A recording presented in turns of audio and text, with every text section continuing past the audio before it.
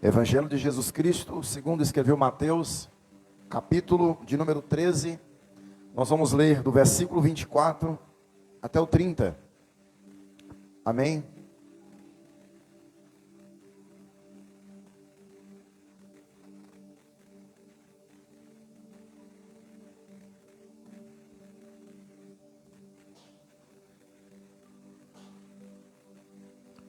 Evangelho de Mateus, capítulo de número 13, do versículo 24 ao 30, diz assim a palavra do Senhor. Jesus lhes contou outra parábola, dizendo: o reino dos céus é como um homem que semeou boa semente em seu campo. Mas enquanto todos dormiam, veio o seu inimigo e semeou o joio no meio do trigo, e se foi. Quando o trigo brotou e formou espigas, o joio também apareceu. Os servos do dono do campo dirigiram-se a ele e disseram: o Senhor não semeou boa semente em seu campo? Então de onde veio o joio? O inimigo fez isso, respondeu ele. Os servos lhe perguntaram: o Senhor quer que vamos tirá-lo?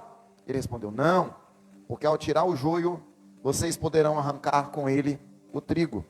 Deixem que cresçam juntos até a colheita. Então direi aos encarregados da colheita: juntem primeiro o joio e amarrem-no em feixes para ser queimado. Depois juntem o trigo e guardem-no no meu celeiro. Amém? Os amados podem sentar? Pai amado, mais uma vez nos dirigimos ao Senhor em oração e te pedimos, continua nos abençoando, Senhor. Já tivemos a alegria e o privilégio de poder sentir a presença do Teu Espírito aqui no nosso meio. Mas nós te pedimos, Senhor, alimenta o Teu povo. Assim como o Senhor ministrou o meu coração, eu te peço, Senhor, ministra o coração dos Teus filhos que vieram aqui nesta noite. Edifica, consola e exorta, conforme a Tua vontade. Faz o Teu reino avançar. Me ajude, Senhor Deus, a ser um fiel atalaia, um fiel mensageiro do Teu Evangelho, Senhor. Que toda a atenção seja dada única e exclusivamente à Tua palavra, Senhor. Ó Deus, nós te pedimos, ilumina a nossa mente, Santo Espírito, e ao mesmo tempo nos ajude a aplicar todos os princípios que nós vamos aprender aqui, para a Tua honra e para a Tua glória. Assim eu te peço, em nome de Jesus. Amém.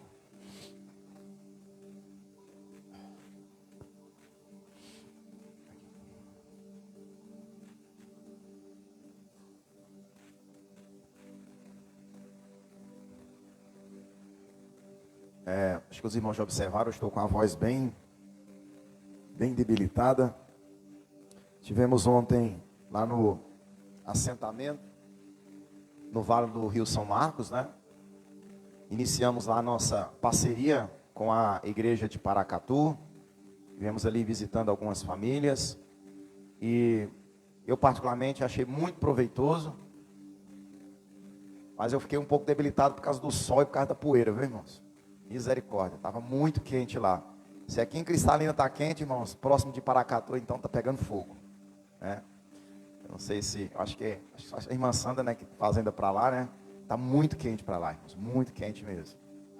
Mas eu peço aqui encarecidamente aos irmãos que nos ajudem em oração, para que nós possamos exercer essa parceria com fidelidade ao Senhor. E com a graça de Deus, com a graça de Jesus, nós queremos, em um momento oportuno, levar aqui uma caravana, né, alguns irmãos, para que nós possamos participar ali daquele culto, né, fazer ali talvez um almoço, eu não sei, a gente pode se programar direitinho, tá, irmãos? Eu estou indo aos sábados de 15 em 15 dias, tá, irmãos? Depois nós estaremos nos programando, para que alguns irmãos venham participar com a gente, venham conhecer ali aquela região. São 70 famílias, em uma zona rural, que estão agora recebendo o cuidado também da nossa igreja. Amém, irmãos? Então, o que eu peço por enquanto dos irmãos é que nos ajude em oração, porque é muito desafiador. Estamos ali com algumas pessoas um pouco dispersas, né? Que o Senhor nos ajude a arrebanhar essas pessoas, para que elas caminhem, para que elas sejam encorajadas a servir o Senhor Jesus. Nesse tempo tão difícil, onde tantas pessoas têm se desviado dos caminhos do Senhor, têm deixado a igreja, que o Senhor nos dê coragem, para que nós possamos ser ali um porta-voz, ser um instrumento de Deus para encorajar essas pessoas a servir ao Jesus. Amém? Irmãos, nós estamos aqui dando continuidade ao texto que nós examinamos na semana passada. Os irmãos se lembram que nós iniciamos aqui fazendo 3 perguntas, pelo menos do versículo 1 até o versículo 23 desse mesmo capítulo. Nós perguntamos na semana passada o que é uma parábola, por que Jesus nesse contexto está ensinando por meio de parábolas, e por fim nós finalizamos na semana passada apontando quais eram os ensinamentos da parábola do semeador. Nós estaremos aqui durante alguns domingos falando a respeito de algumas parábolas. A primeira parábola examinada foi a parábola do semeador. Nós falamos sobre o solo. A semente, os irmãos vão se lembrar, é a mesma, mas ela foi lançada à beira do caminho, entre pedregais, entre espinhos e também em boa terra. Mas hoje nós vamos examinar a tão conhecida parábola do joio e do trigo. Eu reconheço, irmãos, que essa parábola, por muitas vezes, ela é muito mal interpretada pela maioria dos cristãos. Mas, com a graça de Deus, nós examinaremos aqui, em poucas palavras, essa parábola e vamos extrair aqui algumas lições dela. Mas eu continuarei aqui com a dinâmica das perguntas, olhando para o texto e fazendo algumas perguntas. E a primeira pergunta que eu consegui aqui extrair desse texto, olhando para esses poucos versículos que nós lemos, é: será que as imagens que Jesus usou em seu ensino, elas eram familiares para os seus ouvintes? Será que quando Jesus falava a respeito de joio e de trigo, ele estava falando de algo que era conhecido para aquela geração, para aqueles ouvintes? Essa é a primeira pergunta. A segunda pergunta é: o que Jesus está comunicando aos seus ouvintes? E por que essa ilustração? O que Jesus está comunicando através da parábola do joio e do trigo? Eu já ouvi muitas vezes as pessoas falando sobre essa parábola, mas eu particularmente fico meio que uma pulguinha atrás da orelha com algumas interpretações que se dão. Às vezes extremamente exageradas e às vezes um pouco até mesmo confusas, né, a respeito dessa parábola. A terceira pergunta é: quantos ensinos nós podemos extrair desta parábola? Quantos ensinos? A primeira pergunta é, irmãos, olhando para esse texto, os irmãos vão se lembrar que Jesus estava sendo, nesse contexto do capítulo 10, 11 e 12, Jesus está com seus discípulos, e em diversos momentos ele está enfrentando a rejeição daqueles que ouviam os seus ensinamentos, especialmente os escribas, os fariseus, os mestres da lei, ou seja, os religiosos da época. Esse é o contexto das passagens que nós estudamos, ou meditamos, ou refletimos nos domingos anteriores. Mas nós devemos nos lembrar que Mateus apresenta Jesus como o rei, que está expandindo o seu reino. Ele está apresentando os seus princípios. No entanto, aqueles que estão ali tendo a oportunidade de ouvi-lo, nem sempre e nem todos estão dispostos a se submeter a Jesus. Mas a primeira pergunta que eu me utilizei aqui é a seguinte: olhando para esse texto, As imagens que Jesus usou em seu ensino, elas são familiares para os seus ouvintes? E será que também essas imagens, elas são familiares para nós, igreja do século 21, 2023, 19 de novembro, às 8h20 aproximadamente? Será que elas falam conosco? Será que elas são familiares a nós? Vamos aqui para o texto. Jesus contou outra parábola. A primeira nós já refletimos que foi a do semeador, dizendo: o reino dos céus é como um homem que semeou boa semente em seu campo. Mas enquanto todos dormiam, veio quem? O inimigo. E semeou o joio no meio do trigo, e se foi. Quando o trigo brotou e formou as espigas, o joio também apareceu. Os servos do dono do campo dirigiram-se a ele e disseram: o Senhor não semeou boa semente em seu campo? Assim, a semente que semeou não era boa? Os irmãos se lembram que na parábola do semeador, a semente é boa? Amém? Vocês se lembram? Na parábola do semeador, o problema não era a semente. Qual que era o problema na parábola do semeador? Era o solo, era a terra. Na parábola do joio e do trigo, a semente também é boa. Mas, eles perguntaram: então de onde veio o joio? Aí o dono da terra disse: o inimigo fez isso. Respondeu ele. Os servos lhe perguntaram: o Senhor quer que vamos tirá-lo? Tirar o quê? O joio. Vamos lá. Primeiro ponto é que nós já sabemos o que é uma parábola.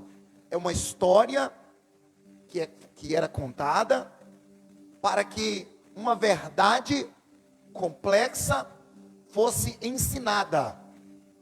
Nós aqui falamos na quarta-feira, os irmãos que vieram aqui na quarta-feira, nós meio que repetimos isso para que fosse melhor assimilado, né? É uma narrativa, é uma história. Nem sempre os fatos ali são reais. No entanto, o princípio é real. Ele é verdadeiro. Ele deve ser vivido. Ele deve ser aplicado. Não é uma história para ser contada apenas para ser contada. É uma história para nos tirar de uma condição e nos levar até outra. Amém? O que precisamos pensar é se Jesus está falando de algo familiar aos seus ouvintes, ou seja, algo que os ouvintes conheciam, se eles realmente sabiam do que Jesus está falando. Aí aqui eu me utilizei do comentário de William Barclay, que diz o seguinte: as imagens que aparecem nessa parábola, elas eram muito claras e conhecidas para os ouvintes da Palestina. O joio era uma das maldições contra as quais o agricultor devia lutar. O joio era uma planta, ela tinha um nome aqui, um nome científico, né? Lolium temulentum, né? Esse nome científico. Barclay, ele continua dizendo o seguinte: no começo, olha que interessante isso, irmãos. No começo, era tão semelhante ao trigo, que era muito difícil distingui-lo. Muito difícil. Quando ambos tinham crescido bastante, era fácil de diferenciá-lo.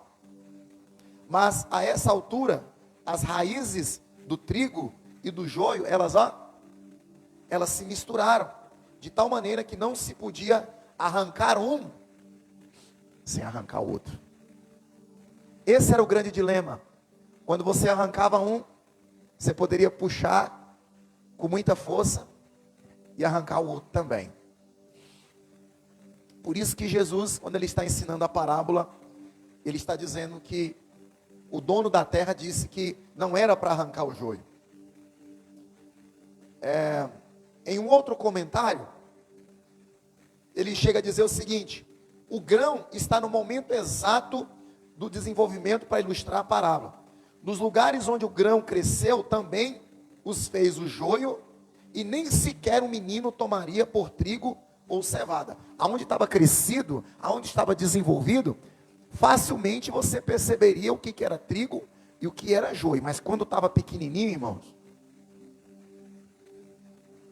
era muito fácil de se confundir.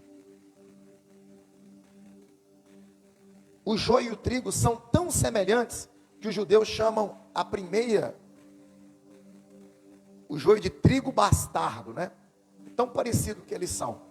A palavra hebraica para denominar o joio é zunina, de onde vem a palavra grega zizanion. Afirma-se que zunim está relacionada com a palavra zaná, que significa fornicar, gente. Olha para vocês verem. Essa relação entre o joio e esse tipo de comportamento pecaminoso. Algo que nós precisamos levar em conta, observando essa questão, é o seguinte: um teólogo chamado Levison, ele descreve o seguinte, que é preciso contratar mulheres para separar o grão do trigo da semente que se deve enviar ao moinho. Em geral, a separação se faz depois que ele foi debulhado. Então, muito complexo isso, né, irmãos? Estendem o grão em uma bandeja grande, que põe diante das mulheres, e essa separa o joio, cuja semente é semelhante em tamanho e forma a do trigo, mas é de cor cinza cascalho. Então aqui parece que há uma pequenina distinção de uma para a outra. Assim, pois, em suas primeiras etapas, o joio se confunde com o trigo, mas no final será preciso separá-lo com cuidado, porque do contrário, as consequências podem ser graves. A imagem de alguém que semeia o joio, a propósito do campo de outro, não é, de nenhum ponto de vista, um mero produto da imaginação. Acontecia de fato em algumas ocasiões. Então, o fato é, Jesus está falando de algo extremamente conhecido. Eu tenho outras informações aqui, mas eu acho que o que eu já falei aqui já é suficiente para que os irmãos tenham essa percepção. Eu particularmente nunca fui numa lavoura de trigo. A irmã Sandra talvez possa até explicar melhor, né? A família cuida.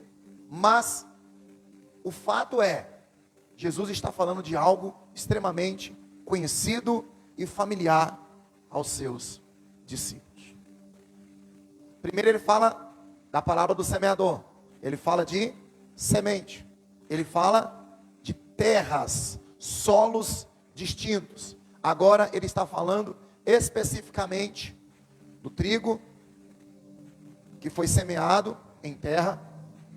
Esse trigo, ele frutificou, mas ao mesmo tempo que esse trigo está crescendo, ou pelo menos foi semeada a semente do trigo, também foi semeada uma semente ruim, que é a semente do joio. O segundo ponto aqui, irmãos, o que Jesus está comunicando aos seus ouvintes? E por que essa ilustração? O que Jesus está comunicando aqui? Vamos continuar lendo o texto, versículo 29. Os servos lhe perguntaram: o Senhor quer que vamos tirá-lo? Ele respondeu: não, porque ao tirar o joio vocês poderão arrancar com ele o trigo. Deixem que cresçam juntos até a colheita. Então direi aos encarregados da colheita: juntem primeiro o joio e amarrem-no em feixes para ser queimado. Depois juntem o trigo e guardem-no no meu celeiro. Um teólogo chamado Brent Osborne, ele diz o seguinte: muitos que ouvissem os ensinamentos de Jesus estariam se perguntando: por que Deus permite que o mal floresça do lado do bem? Porque a gente escuta esse ensinamento, a gente começa meio que traçar uma imagem de algo que está acontecendo. E a gente já fica meio que já querendo interpretar, né? Opa, a semente é boa. Há o trigo ali, então quer dizer que são os crentes fiéis. São pessoas que servem a Deus legitimamente, verdadeiramente, sinceramente. No entanto, o maligno, na mesma lavoura, ele semeia uma outra semente, e essa outra semente, ela gera crentes ou supostos crentes que não são verdadeiros, que não são de verdade, que não são legítimos, que não são autênticos. Mas a pergunta que não quer calar, e a pergunta que nós podemos fazer olhando para o texto: por que que Deus permite tais coisas? Esse teólogo, olhando para esse texto, ele faz esse seguinte questionamento. Algumas pessoas vão dizer assim: pastor, a semente do maligno, ela só foi semeada porque os trabalhadores dormiram. O texto está dizendo isso? Vamos lá olhar para o texto? Vamos? Os trabalhadores dormiram? Olha o que está no versículo 25. Mas enquanto todos dormiam, veio quem? Veio o inimigo e semeou o joio no meio do trigo. Aí alguém talvez poderia dizer assim: tá, pastor, já te dei uma resposta. Quer dizer então que o inimigo, ele só tem autonomia, ele só tem essa liberdade, essa brecha para trabalhar e semear a semente do maligno, justamente pelo fato dos trabalhadores da seara da colheita dormirem. Vamos examinar melhor o texto. Quando ele finalmente acabará com a presença do mal no mundo? Jesus está dizendo que este não é o momento para a vitória final sobre o mal. Porque observe que o ensino de Jesus nos leva a pensar que nem tudo que parece que é para ser resolvido agora é para ser resolvido agora. Existem coisas que estão nas mãos dele para serem resolvidas por ele, porque ele é o justo juiz e é ele que executará fielmente, sem nenhum tipo de chance de erro, essa separação. Porque nós aqui estamos sujeitos a errar nessa trigo para cá, joio para lá. O problema aqui, irmãos, não é o sono dos trabalhadores, porque todo trabalhador tem que dormir mesmo. É natural do trabalhador dormir para descansar, para renovar suas forças e renovar suas energias, para depois no outro dia. Ou será que a gente não merece um descanso, ou pelo menos deve descansar? O problema não é o sono. O problema é que isso, de certa forma, segundo o ensino de Jesus, faz parte da dinâmica do reino dos céus. Enquanto a igreja estiver aqui, a semente ruim, ela vai estar sendo semeada, irmãos. Enquanto a igreja estiver aqui, vão ter verdadeiros cristãos e falsos cristãos. A igreja verdadeira não é a igreja visível. A igreja verdadeira é a igreja dos lavados e remidos no sangue de Jesus. A igreja verdadeira não é a multidão. A igreja verdadeira é daqueles que realmente entregaram a sua vida para Jesus, que realmente vivem segundo a vontade de Deus. Nosso pastor aqui está com a garganta doendo de falar, né? Credencial, carteira de membro, credencial de pastor. Eu sou evangelista, sou diácono, sou isso, sou aquilo. Aqui de manhã nós até brincamos, né? Pode ser apóstolo, pode ser querubim ungido, pode ser patriarca, pode ser rei, pode ser o que você quiser. Pode ser teólogo, não sei das quantas. Isso não nos garante salvação. Pastor, mas eu sou dizimista, sou ofertante, eu não falto um culto. Tudo isso é muito bom, deve ser feito, no entanto, isso não garante céu. Eu oro todos os dias, eu leio a minha Bíblia, isso é muito bom, mas isso não garante céu, irmãos. Nós somos salvos pela graça de Deus, pelo sangue de Jesus, pela fé em Jesus Cristo. A salvação não é pelas obras. Eu insisto nisso aqui, irmãos. A salvação não é pelas obras. A salvação é pela fé e pela graça. A justiça que você tem sobre você é a justiça de Jesus em você. Não é a sua justiça, porque a sua justiça é como trapo de imundícia. E graças a Deus, irmãos, que a justiça que está em nós é a justiça de Jesus. Por isso que você pode dizer com alegria: eu sou livre, eu sou salvo, eu sou redimido, eu sou justificado, eu vivo para Deus, eu sou propriedade exclusiva de Jesus. Sabe por quê? Porque Ele fez isso por você.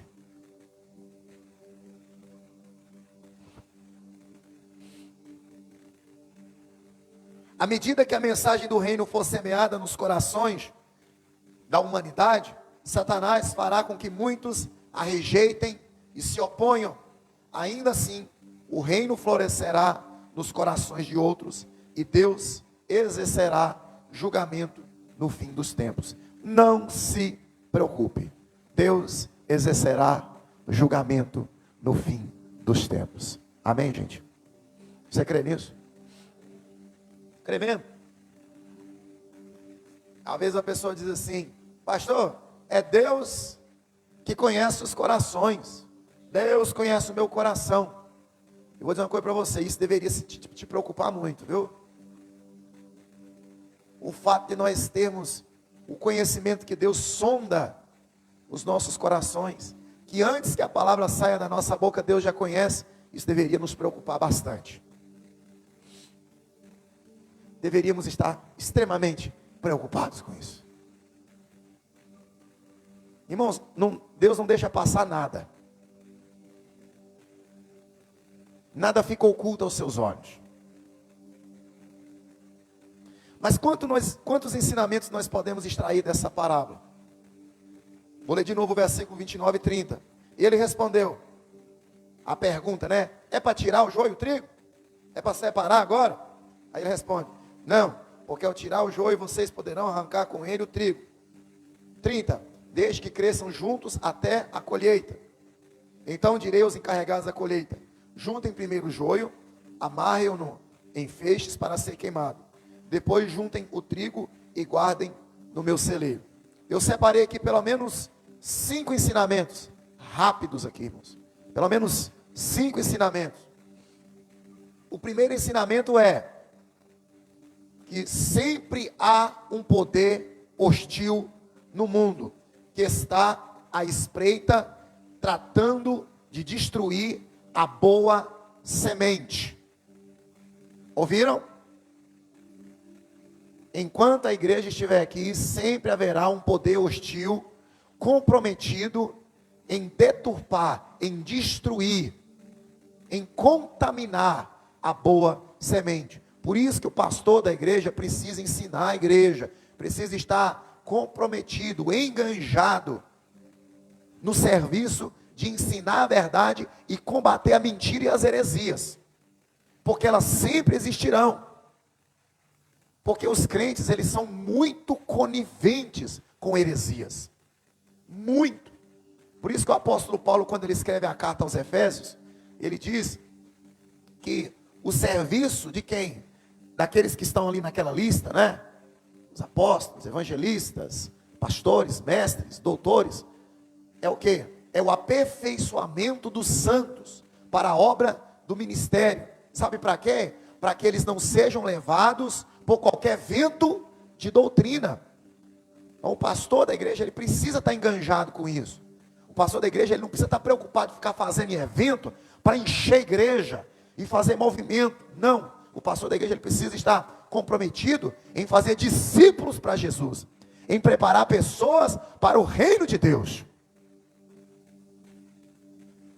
Porque o diabo não está brincando de ser diabo, irmão. Enquanto a igreja estiver aqui, nós vamos ver um monte de heresia na nossa frente. E cabe a nós ter o cuidado de nos apartarmos disso. E cabe ao pastor da igreja dizer: gente, cuidado, isso é veneno. A segunda lição é: quão é difícil estabelecer quem está no reino de Deus e quem não está. É fácil? É não, né? É difícil, irmãos. Principalmente no começo, né? No comecinho. Tem gente que pensa que tem gente que você pensa que está, mas não está. E tem gente que você pensa que não está, mas está. Mas é difícil, irmãos. É muito difícil. Nós estamos sujeitos a errar diante desse grande dilema. O homem pode parecer bom, mas ser mal. E outro pode nos parecer mal, quando na realidade é bom. Então esse é o segundo ensinamento. O terceiro é que nós não devemos ser tão apressados em nossos julgamentos. Se os colhedores tivessem agido por sua conta, eles teriam arrancado tudo. Joio com trigo e companhia. Jesus está nos ensinando a não sermos ansiosos, apressados, a não trocar os pés pelas mãos, naquilo que é feito com muita precisão, de maneira muito minuciosa, e eu posso afirmar aqui, irmãos, inerrante por Ele. Deus não erra em seu julgamento. Amém? Quarta lição. O quarto ensinamento é que o julgamento chega no final. No final o julgamento vem, gente. Vai acontecer. Pastor, então o senhor está dizendo que com isso, aí as pessoas já ficam maquinando algumas coisas, né? Quer dizer que a igreja não precisa de disciplina eclesiástica? Não é isso que o texto está ensinando, irmãos. Não é isso que o texto está ensinando. A igreja precisa de disciplina eclesiástica. É importante disciplinar, sim. Em alguns momentos, se for necessário, até mesmo exclusão. No entanto, o que nós precisamos ter em mente é que quem faz isso com grande perfeição é Deus. Ele não erra. Ele é preciso no seu julgamento. Amém? O último ensinamento aqui é que a única pessoa que tem o direito ou que tem a precisão de julgar de maneira inerrante é o próprio Deus. Nós estamos sujeitos a errar. E como estamos?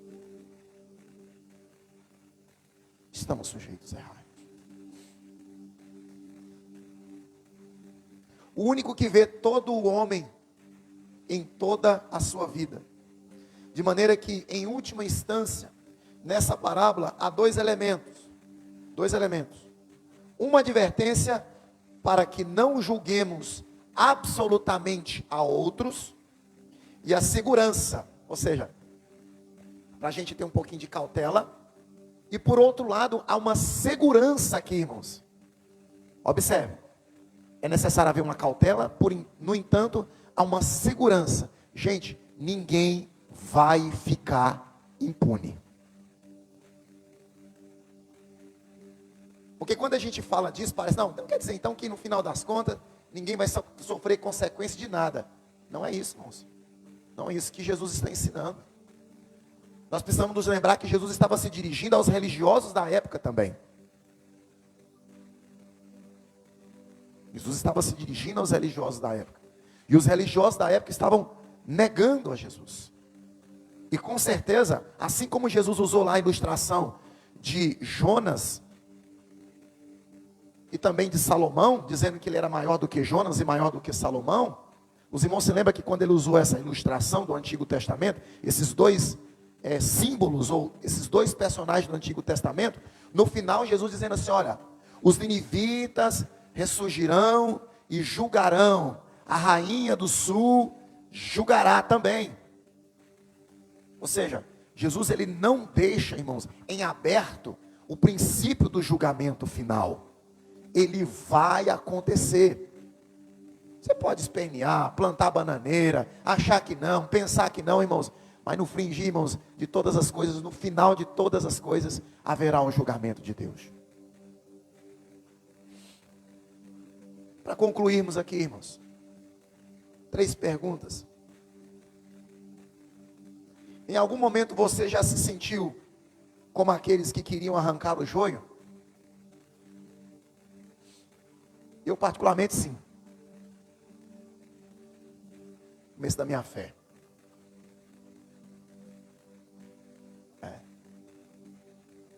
Começo da minha fé eu já pensei muito assim. Hoje eu já não penso assim.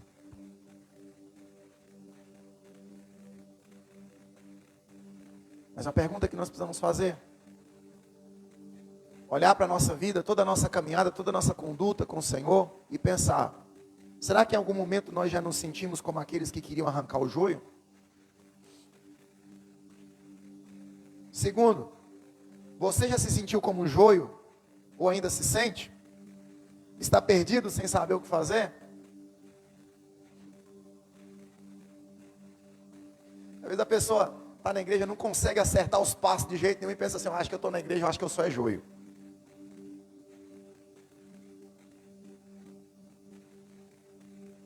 Entregue a sua vida, se arrependa, mude de vida. Você fará parte da lavoura, a boa lavoura de Deus. E a terceira pergunta aqui é: você tem discernimento para saber quem faz parte ou não do reino de Deus? Tem discernimento para isso? Você crê que o juízo de Deus é perfeito?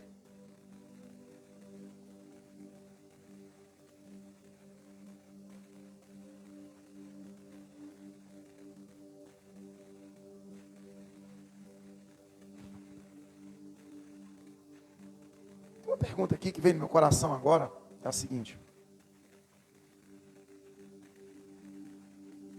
você se considera um discípulo de Jesus?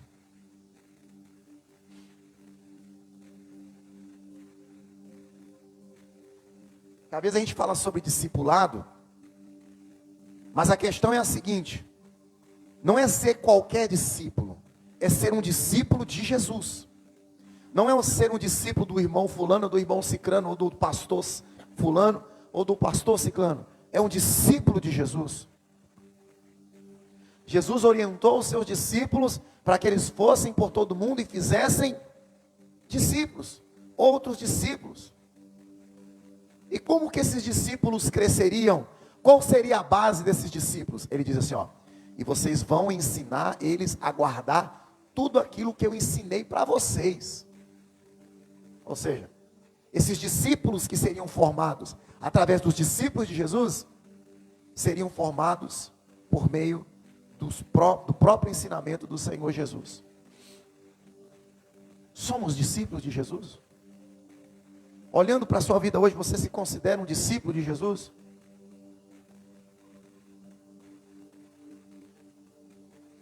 Então, pastor, um discípulo de Jesus então é o trigo? Possivelmente, né? Um discípulo de Jesus. Agora, o discípulo de Jesus, ele passa por algumas etapas, por algumas fases. Ele tem que crer, né? Mesmo se ele não crê, nem discípulo ele ainda é, né? Se ele não crê, ele não é discípulo ainda. Ele precisa crer, ele precisa amadurecer e ele precisa frutificar. Jesus não nos chamou apenas para ser frequentadores de culto. Jesus nos chamou para sermos discípulos dele. Irmãos, essa é a nossa visão. Fazer, ser e fazer discípulos. Seja um discípulo e faça discípulos para Jesus. Seja um discípulo de Jesus e faça discípulos para Jesus. Amém? Quero convidar você a ficar de pé.